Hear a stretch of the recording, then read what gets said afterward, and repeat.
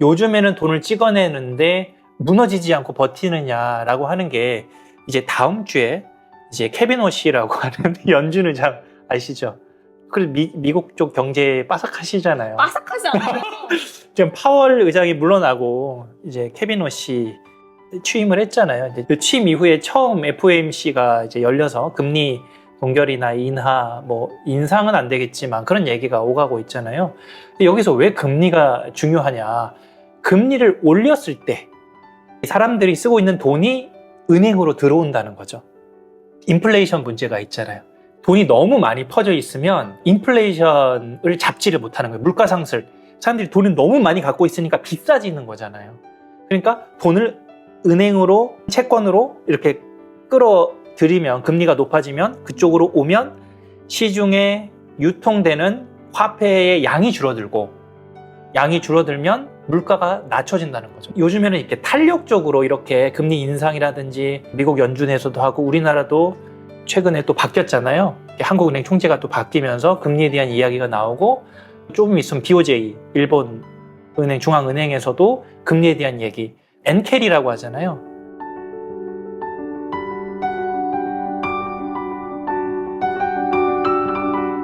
오늘 서교동 책수다 화폐의 종말 두 번째 시간인데요. 지난번에 다루지 못한 내용을 중심으로 한번 다뤄보도록 하겠습니다. 예, 화폐 개혁을 못했고 이제 신용카드에 대한 이야기를 좀 하다가 좀 마치게 됐어요. 화폐 개혁 저는 이런 일이 있었는지도 잘 몰랐었거든요. 1962년에 네. 이제 박정희 군사 정권 시절이죠. 5명의 준비팀이 비밀리에 어떤 작전을 펼칩니다. 이 기밀을 누설하면 죽는다. 그런 선서까지 해가면서 임무를 받았는데요. 그게 뭐냐면 바로 화폐 개혁이었습니다. 그때 당시에 화교라고 하죠. 중국에서 공산당을 피해서 넘어온 화교들이 우리나라에 있었고 그들이 돈이 많더라. 그 이야기를 전해 들은 거죠. 근데 이 화교 사람들이 돈을 다 집에다 두고 돈다발을 가지고 있다. 이런 이야기를 들으니까 이거 어떻게 이거 지하 자금을 양지로 끌어올릴 수 있을까? 이거 고민 엄청 했던 거예요. 아, 우리나라 경제 발전을 위해서 어떻게 묘수를 낸 거네요. 그렇죠. 왜냐하면 네. 그때 당시에 우리가 좀 힘들었거든요. 경제적으로. 돈을 어떻게 끌어올릴 수 있을까 고민을 하다가 묘수를 낸 것이 화폐 개혁을 하자였어요. 화교의 금고를 털어서 돈을 어떻게 끌어올릴 수 있으면 우리가 금고를 턴다고요? 너무 도둑보신법 아니에요? 네. 그들이 가지고 있는 돈을 한번 가지고 보자. 왜냐면 그게 은행으로 돌아야 되는데 계속 가지고 있으면 이제 경제 순환이 안 되니까. 그러면 자금 유동성을 증가시키기 위한 거였네요. 그렇죠. 경제 활동에 투입되지 않고 가지고 있던 자기들이 네. 묶여두고 있던 그 돈을 끌어올리자. 그런 전략이었던 거죠. 화폐 개혁의 그 당시 핵심은 환을 쓰고 있었는데 그걸 원으로 바꾸면서 원으로 바꾼다 하면 들고 갈 수밖에 없잖아요. 계속 환 쓰고 있다가 이제 원 쓰겠다 하면은 환은 이제 쓸 수가 없는 거니까. 네. 근데 이 전략이 성공했을 것 같나요? 아, 성공 안 했을 것 같아요. 의도가 일단 별로 순수해 보이지 않아요. 뭔가 그들의 돈을, 금고의 돈을 어떻게 좀 빼내보겠다라는 그 의도 자체가 좋지 않아서 끝도 좋지 않았을 것 같다. 물론 이제 뭐 나쁜 돈을 선별하자? 아, 나쁜 돈? 그러니까 돈에 나쁘고 좋은 게 어딘가요? 그렇죠. 그렇긴 네. 한데 이제 그때 당시 지하자금처럼 묶여두고 있는 돈은 나쁜 돈. 화교 분들이 돈을 안 풀고 그냥 막 묵혀두고 있었다. 그렇죠. 네. 세상에 가지고 나오면 이제 좋은 돈 이런 식으로 이렇게 생각하긴 했지만 어쨌든 그때 당시에 화폐 개혁을 실시를 하니까 돈이 있을 거라고 생각을 했는데 막상 까보니까 돈이 없던 거예요, 화교들한테. 아, 돈이 없었어요? 이 화교들이 공산당을 이제 피해서 넘어왔다고 했잖아요. 넘어오면서 공산당 시스템은 내 돈이 아닌 그런 상황이잖아요. 국가가 어느 정도 네. 관리, 컨트롤이 가능한 이제 시스템 하에 있는 거고 금이 안전하다라고 생각을 했던 거죠. 결국 합해보니까 금밖에 없었던 거죠. 네. 그러니까 이 화교들이 돈이 많고 부자인 건 맞는데 네.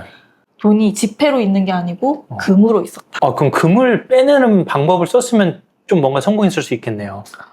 근데 이제 그건 좀 쉽지 않죠. 그렇죠. 금모기 운동에 그 사람이 낼 것도 아니고, 그렇죠. 화폐 개혁이 우리나라에만 있었던 건 아니에요. 예. 소련에도 있었고요.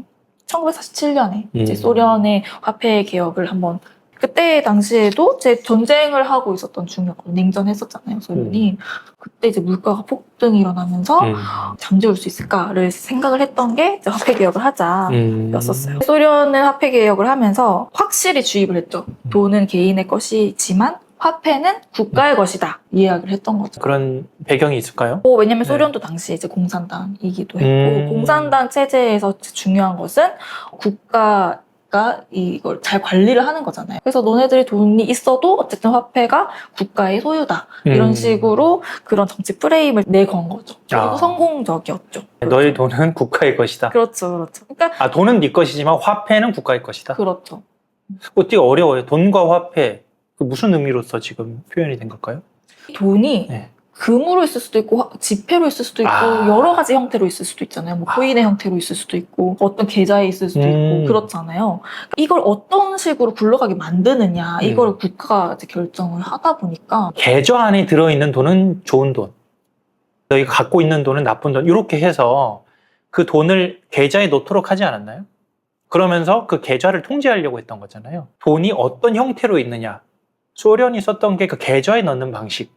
화폐 개혁이라는 게 어떻게 보면 좋아 보일 수도 있지만 실질적인 이득이 있을 수도 있지만 그 과정을 살펴봤을 때 상당히 위험 요소가 있다. 독재자들한테도 좀 인기 있는 정책이기도 하고 독재자들을 위한 방법이기도 하네요. 결국은 또 서민들이 힘들어졌다는 내용을 봤어요. 이미 돈 많은 사람들은 그럴 줄 알고 다 돈을 금으로라든지 다른 걸로 다 바꿔놨다. 일반 서민들은 그 정보를 모르고 결국은 국가의 그 감시망 안에 속속들이 이렇게 노출될 수밖에 없는 그런 상황이지 않았나. 좀 인상 깊었어요. 결국 돈을 가진 사람들 화폐 개혁을 한다고 해서 일반 서민의 삶이 안정이 된다기보다는 오히려 더 고통을 가중시킬 수 있다. 이 화폐를 어떻게 이제 관리를 하는 누가 관리를 하느냐 이것도 좀 권력이죠. 어떻게 보면 권력이네요. 그렇죠. 우리나라가 일제강점기였을 때도 일본도 우리나라에 그런 비슷한 정책을 내세웠잖아요. 네. 그러니까 대한제국 당시에 이제 화폐 정리 사업도 그런 이제 방향인 거였던 거죠. 이 화폐 개혁도 그렇지만 어떤 제도라는 거, 어떤 시스템, 어떤 시스템을 선택을 할 것이냐. 이게 진짜 엄청난 권력이잖아요. 중동에서도 이슬람을 선택하게 된 어떤 하나의 배경도 될 수 있거든요. 중동에서 맞아. 거기는 거의 다 이슬람 국가더라고요. 네. 그렇잖아요. 그러니까 우리가 흔히 생각했을 때, 그 중동 지역에 기독교가 정착하지 못하고 이슬람이 이제 정착이 된 것이 어떤 종교적인 문제? 이렇게 생각을 할 수도 있잖아요. 실제로 까보면 그렇지 않거든요. 그래요? 거기는 태어나면서부터 이슬람 아니었나요? 원래 그렇지 않았죠. 지금은 그렇지만 처음에는 그렇지 않았다. 어떻게 이 이슬람이 거기 들어가서 잘 정착이 될 수 있었느냐. 거기도 보면 결국은 돈 문제거든요. 모든 것이 돈 문제인가 봐요. 뭐니 해도 원이다. 네. 많으면 좋겠지만. 네. 왜냐면 이제 그때 당시에 기독교 같은 경우는 11조 아시죠? 알아요. 네. 10분의 1. 네, 그쵸. 그러니까 자기 소득의 10분의 1, 그러니까 10%의 그 돈을 교회에다 헌금. 아브라함이 멜기세덱에게 바친 거예요. 기원이잖아요. 오, 잘 아시네요. 잘 알아요. 이슬람 그렇지 않았거든요. 이슬람에서는 10%나 내지 않았어요. 거기도 헌금이 있어요. 자카트라고 하는 헌금이 있는데 자기 소득의 10% 솔직히 좀 많잖아요. 자카트는 2.5%만 내면 됐거든요. 그러니까 네. 10% 낼래, 2.5% 낼래 하면 사실 4분의 1이면 진짜 메리트가 큰데요. 그렇죠. 엄청나잖아요. 저도 이슬람으로 개종할 것 같아요. 그러니까 옛날에 그 미안하다 사랑하다 한다. 너 나랑 같이 살래 죽을래? 너 살래 죽을래? 나랑 같이 살래 나랑 같이 밥 먹을래 죽을래? 뭐 이런 대사가 있잖아요. 그것처럼 세금 개종 안 하면 죽을래 같은 느낌이었던 거죠. 진짜 뭐 믿음이 있어서 그렇게 했겠습니까? 근데 그 죽을래가 칼을 들이대는 게 아니라 세금 이만큼 낼래 저렇게 낼래라는 거잖아요. 그렇죠. 그러니까 예. 이 세금 문제가 좀 컸었다. 한 손에는 코란, 한 손에는 칼 이런 말이 있잖아요. 사실이 아니라고 하더라고요. 이슬람 교도들은 오른손과 왼손을 정확하게 구분을 해야 하는데 네.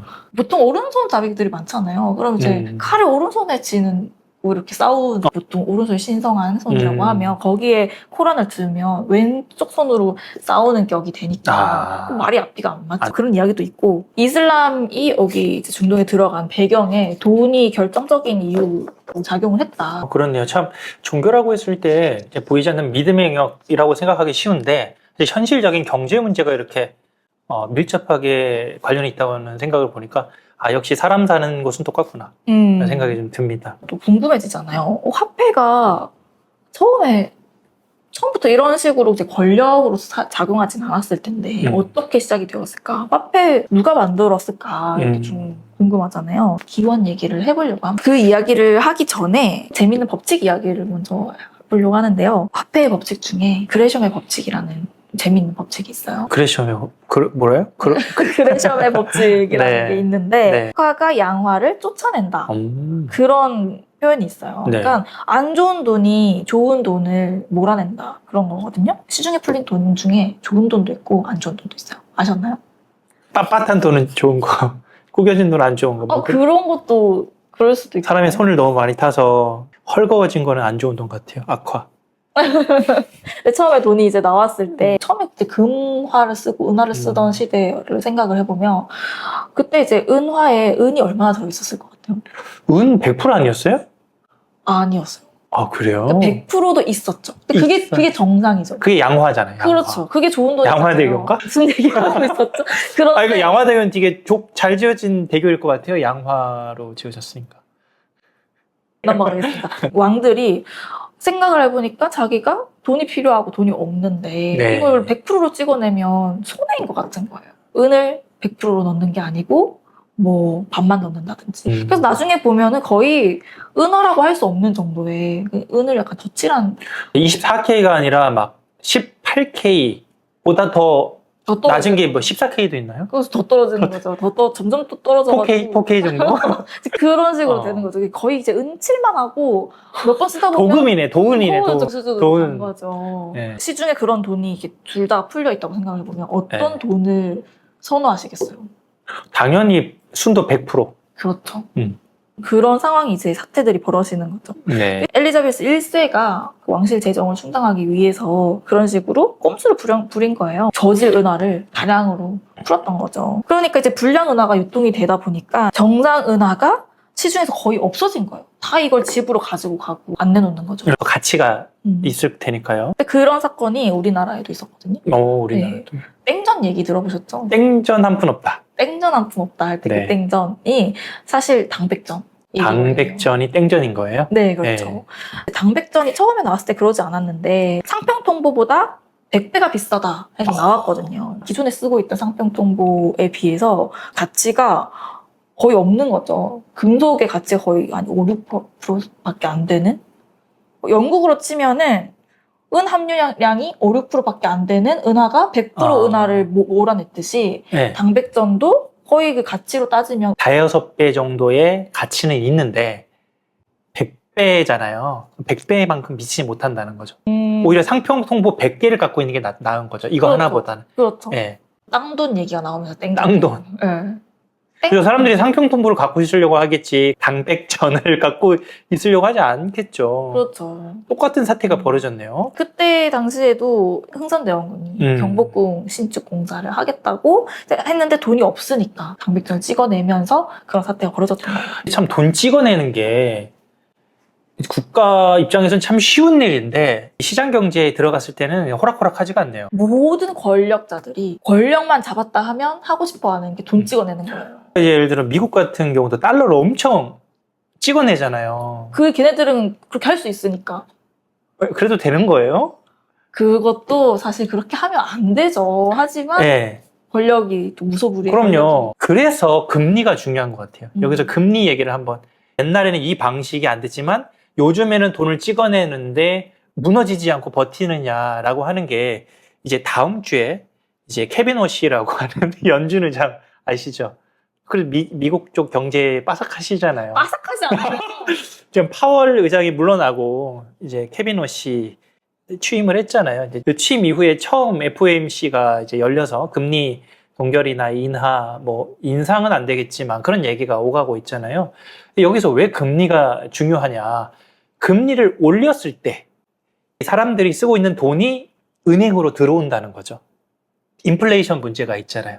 돈이 너무 많이 퍼져 있으면 인플레이션을 잡지를 못하는 거예요. 물가 상승. 사람들이 돈을 너무 많이 갖고 있으니까 비싸지는 거잖아요. 그러니까 돈을 은행으로, 채권으로 이렇게 끌어들이면 금리가 높아지면 그쪽으로 오면 시중에 유통되는 화폐의 양이 줄어들면 물가가 낮춰진다는 거죠. 요즘에는 이렇게 탄력적으로 이렇게 금리 인상이라든지 미국 연준에서도 하고 우리나라도 최근에 또 바뀌었잖아요. 한국은행 총재가 또 바뀌면서 금리에 대한 이야기가 나오고 조금 있으면 BOJ, 일본 은행, 중앙은행에서도 금리에 대한 얘기, 엔켈이라고 하잖아요. 엔켈이 잠깐 얘기해도 될까요? 현재 엄청 중요한 글로벌 경제에서 중요하니까 엔켈이라고 하는 것은 일본 예전에 금리가 그 제로 금리였잖아요. 그러니까 사람들이 다 빌리는 거예요. 일본의 엔화를 빌려서 막 투자하고 이자가 없으니까 빌려서 딴 데에 그냥 은행에만 넣어놔도 이자 수익이 얻어지는 거예요. 그래서 사람들이 일본 돈을 엄청 많이 수십 년 전에 빌려갔단 말이에요. 한 막 30년 막 전부터 계속 빌려가니까 그 이후에 지금 이제 시간이 지나면서 여기도 물가를 잡아야 될 거 아니에요, 일본. 그래서 이제 일본이 금리를 올리려고 하는 거예요. 금리를 올리면 무슨 일이 벌어지냐면 일본에게 그 빌렸던 돈을 이제 갚으려고 하는 거죠, 사람들이. 이렇게 이자가 높아지니까. 그러니까 엔캐리가 옛날에는 쉬웠는데 이제 어려워지니까 그 자금이 일본으로 쭉 들어가는 거예요. 그럼 이제 글로벌 금융시장에 흐르는 그 자금이 줄어들죠. 위축이 되는 거예요. 금융시장이 위축이 되는 거죠.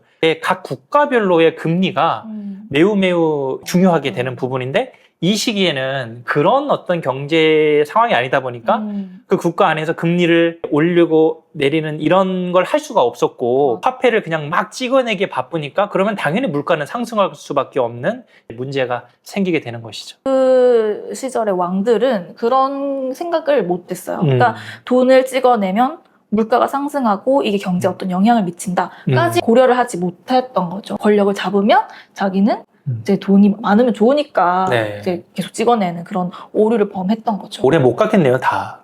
네. 그렇죠. 네. 돈 찍어낸 왕치고 그렇게 부유하게 된 왕이 없었어요. 왕이 결국은 다 망하게 되는군요. 네, 네로도 그랬고 네. 네로는 그것 때문에 사람들이 얼마나 많이 등을 돌렸는지. 결국 돈 찍어내봐야 임기응변받게 되지 않고 결국은 더 큰 후폭풍으로 돌아온다. 결국은 힘을 가진 권력을 가진 지도자가 통제하는 수단으로 이 화폐를 쓸 수 있다라고 하는 어떤 그런 시사점을 주는 것 같아요. 네, 맞아요. 이 화폐라고 하는 게 아까도 말씀드렸잖아요. 어떤 시스템, 경제 시스템을 선택하고 이걸 어떻게 관리를 하느냐에 따라서 그게 진짜 엄청난 권력이 되는 거잖아요. 그렇군요.